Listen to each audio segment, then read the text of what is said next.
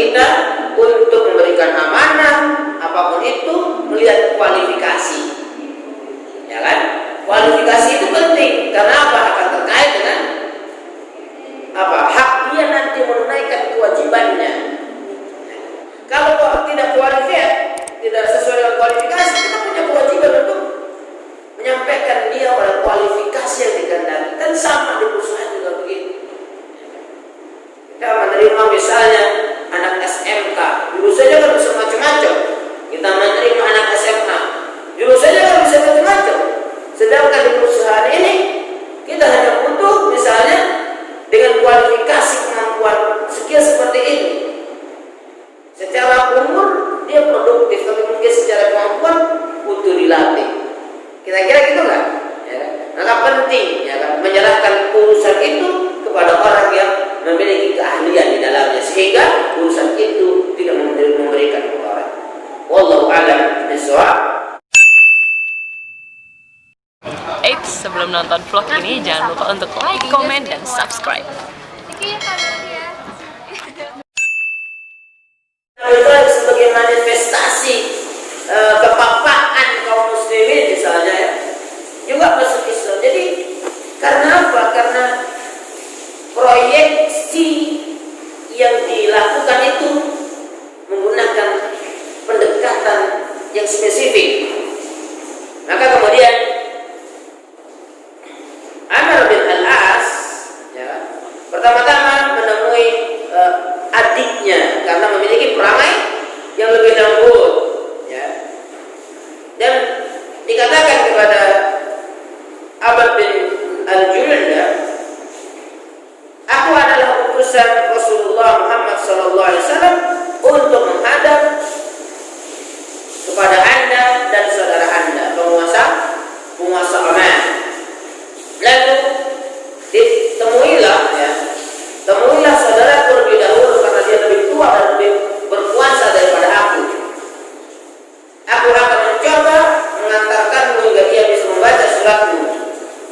Kemudian dibawalah Amr bin Al-As kepada kakaknya sebagai penguasa utama kerajaan Oman. Lalu kakaknya pun menyampaikan pertanyaan, apa yang hendak engkau serukan? Bawa surat isinya apa?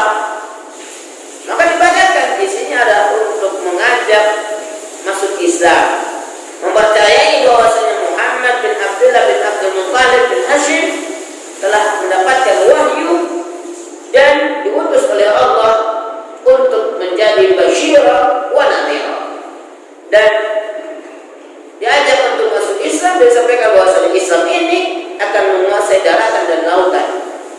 Kejayaan Islam akan menjadi kejayaanmu. Aslim taslam. Maka setelah itu diajak untuk bersaksi bahwasanya tiada ilah, untuk mengesahkan Allah dan mengakui Muhammad SAW sebagai Rasulullah. Itu adalah mengucapkan syahadat. Sama seperti Rasulullah SAW ketika mengutus Hudzaifah ke Yaman, atau mengutus utusannya ke Yaman untuk menemui ahli kitab. Apa yang mula-mula disuruh? Ajak mereka untuk mengucapkan asyhadu an la ilaha illallah. Kalau mereka terdapat itu apa? Ajari mereka salat. Ajari apa lagi? Terus diajari tentang rukun Islam ya. Lalu dijawab, wahai Amr, engkau adalah putra pemimpin kaummu. Amr bin As itu secara kelak, secara bibit memang berasal dari golongan yang mulia, golongan strata sosial masyarakat di masa jahiliyah, strata yang baik ya kan? Sehingga memang dari dahulu bahwasanya nasab itu tetap menjadi pertimbangan di dalam interaksi sosial ya kan, masih berlaku walaupun di hadapan Allah Subhanahu wa taala semua manusia sama, yang membedakan adalah nilai ketakwaannya. Inna akramakum indallahi atqakum. Tetapi dalam berinteraksi dengan manusia, misalnya juga dalam rentetan mendakwahi manusia, mendakwahi orang, juga penting untuk memperhatikan aspek-aspek yang membuat hati mereka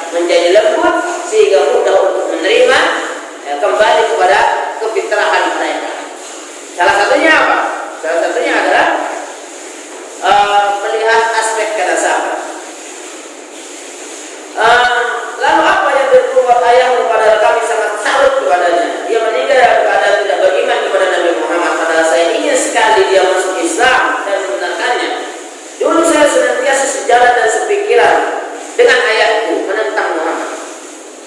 Bahkan Amr bin Al-As ya kan, itu menjadi utusan Rasulullah SAW untuk melobi Raja Habasyah, ya kan?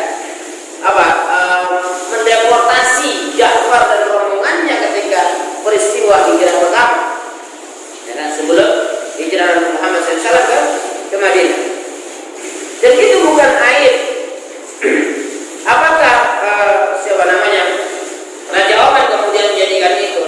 Udahlah nggak usah ngajak gua masuk Islam, babe diajak gua masuk Islam, ya kan? Kan banyak juga orang yang menjadikan itu sebagai narasi penolakan, ya. Sebagai narasi penolakan. Misalnya apa?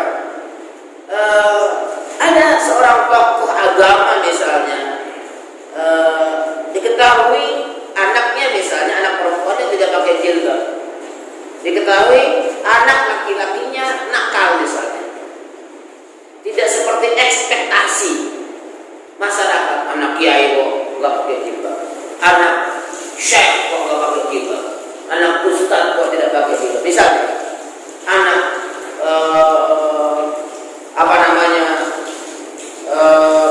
penggerak dakwah sunnah kok nggak sunnah gitu kan, misalnya ya kan. Apakah kemudian itu bisa menghalangi hidayah taufik? Kan enggak. Dan tidak seperti itu seharusnya seseorang bersikap. Karena apa? Yang dilihat itu adalah dia melakukan apa yang diberi oleh Nabi, sebagaimana yang diberi Nabi, atau apa itu, mengajak keluarganya. Wahai Bani Fulan masuk Islam, wahai Bani Fulan masuk Islam, wahai Fatimah masuk Islam. Ya kan, katakan asyhadu an la ilaha illallah wa asyhadu anna Muhammadar Rasulullah, supaya aku bisa membela nanti di akhirat. Dan dengan kalimat itulah aku nanti akan bela engkau di hadapan Allah Subhanahu wa taala. Dan kalau tidak mengucapkan kalimat itu, maka tidak akan bisa ditolong di akhirat, gitu kan? Ya, teman-teman. Oleh karenanya, yang penting yang kita lakukan adalah sudahkah kita mengajak. Nah, itu penting.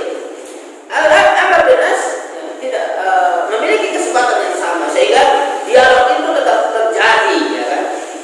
Sejak kapan engkau menjadi pengikut Nabi Muhammad, kata Raja Oman kepada Amr bin Al-As? Ya. Belum lama, karena memang Amr bin Al-As, Khalid bin Walid, kemudian Abu Sufyan itu masuk Islamnya agak belakang-belakangan, ya kan? Agak belakang-belakangan. Biasa sisi duniawi itu menjadi bagian yang bisa berpotensi menghalangi hidayah taufik. Misalnya apa? Kekayaan, kekuasaan, tingginya nasab, itu bisa berpotensi menghalangi hidayah taufik. Kenapa? Allah Subhanahu wa taala memprakondisikan Nabi Muhammad SAW itu dari seorang yang dalam tanda kutip satu di pandangan masyarakat jahiliyah itu kondisinya sangat memprihatinkan.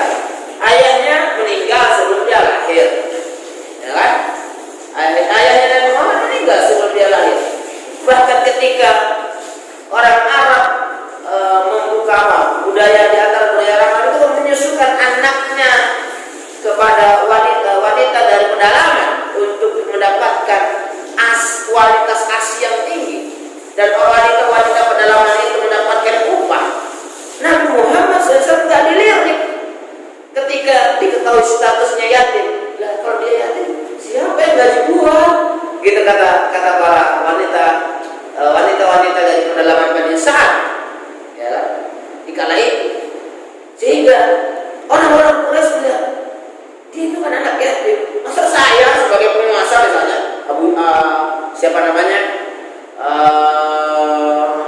Abu Jahal, ya, atau pemimpin-pemimpin Quraisy yang lain harus menjadi anak buah dia kalau dalam bahasa kekitaan gitu.